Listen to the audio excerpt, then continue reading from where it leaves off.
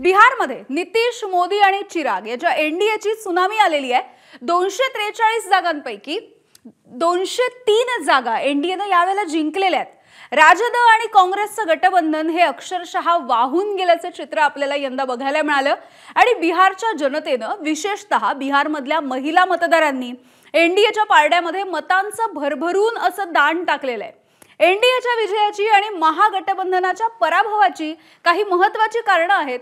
ही महत्त्वाची कारणं जाणून घेऊयात, यासाठीचा हा राजकीय शोलेचा स्पेशल रिपोर्ट। 25 से 30 फिर से नीतीश, टाइगर अभी जिंदा है। बिहार मतलब नीतीश कुमार। बिहारच्या विधानसभा निवडणुकांचा निकाल सांगण्यासाठी पाटण्यामधले हे बॅनर्सच पुरेसे। मोदी जी का स्वागत है। तेजस्वी यादवांनी मोठी हवा तयार केलेली असतानाही नरेंद्र मोदी आणि नितीश कुमार या जोडीनं अशी काही कमाल केली की एनडीएचा आकडा तब्बल 200च्या पार गेला।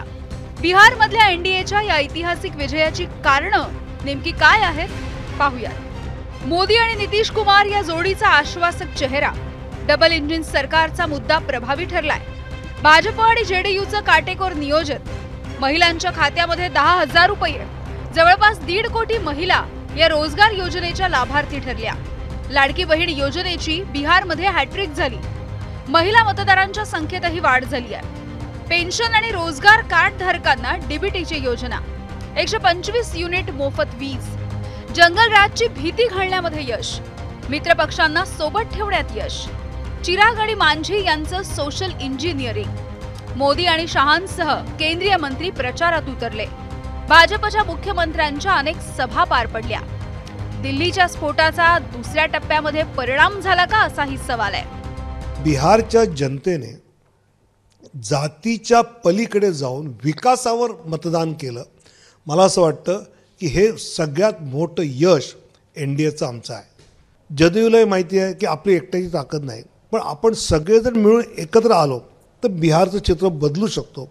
हा विश्वास नितीशजींना होता, आम्हाला होता, चिराग पासवान नव्हता, मांझी नव्हता, उपेंद्र कुशवाहा नव्हता। त्यामुळे हे 5 पांडव एकत्र आले आणि खऱ्या अर्थाने जाती रूपी राजकारणाच्या कौरवांचा नाश केला। बिहारमधल्या एनडीएच्या विजयामध्ये मोलाचा वाटा असलेले महाराष्ट्राचे माजी शिक्षण मंत्री विनोद तावडे गेल्या 2.5 वर्षांपासून त्यांनी प्रत्येक मतदारसंघ पिंजून काढलाय आणि महायुतीचा विजय निश्चित केला।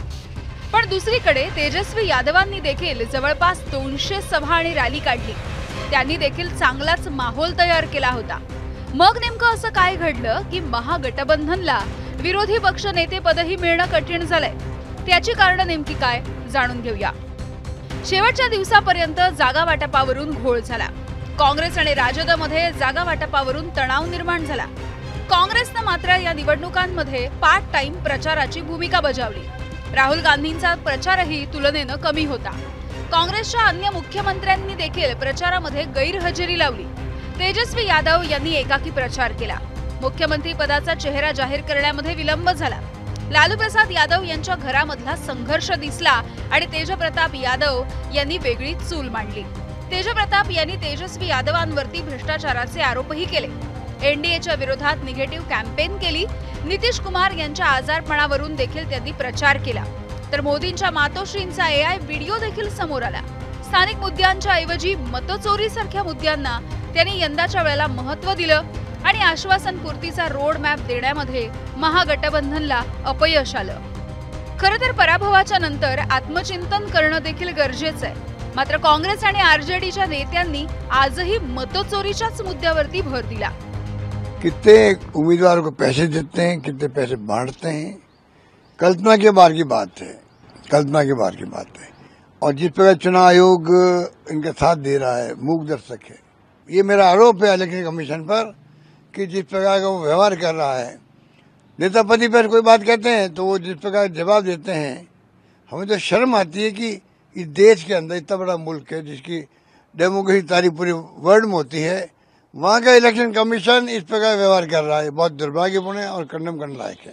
सर, चुनाव में इतनी मेहनत की, कार्यकर्ता आपका जो है वो बूथ पे लड़ा, उस कार्यकर्ता को कोई मैसेज अभी देंगे? आप इंतजार करिए। अभी जैसा कि मैंने कहा, ये शुरुआती रुझान है और कार्यकर्ता भी समझ रहा है इस बात को कि ये लड़ाई बीजेपी, कांग्रेस, आरजेडी, जेडीयू की नहीं रही। अब ये लड़ाई सीधा सीधा ज्ञानेश कुमार गुप्ता और भारत की जनता की लड़ाई है। ये चुनाव अब पार्टियों से ऊपर उठ चुका है। ये चुनाव सीधा सीधा चुनाव आयोग वर्सेस पीपल ऑफ इंडिया है, चुनाव आयोग वर्सेस पीपल ऑफ बिहार है। अच्छा, टिकट वितरण में कहीं कोई अरे आप कहाँ आप दूसरी बातों पे आ गए? जब सीधी एक ही लाइन में सब कुछ समझ में आ रहा है, गागर में सागर है, तो फिर काहे यहाँ वहाँ की बात करें? निवडणूक आयोगावरती आरोप, मतचोरीचे दावे, आजही काँग्रेस याच मुद्द्यावरून पलटवार करताना दिसतंय। पण बिहार सारखं राज्य जिथे 20 वर्षांपासून नितीश कुमार यांचं सरकार होतं, जिथे म्हणायला अँटी इन्कम्बन्सी होती, जिथे रोजगार, स्थलांतरितांसारखे मुद्दे होते, तिथल्या मतदारांनी मात्र मत चोरी सारख्या मुद्द्यांना साफ नाकारलंय, हेच आजचा निकाल सांगून जातो। पाटण्यावरून सोमेश कोलगेसह शिशुपाल कदम, एबीपी माझा, मुंबई। एबीपी माझा, उघडा डोळे बघा नीट।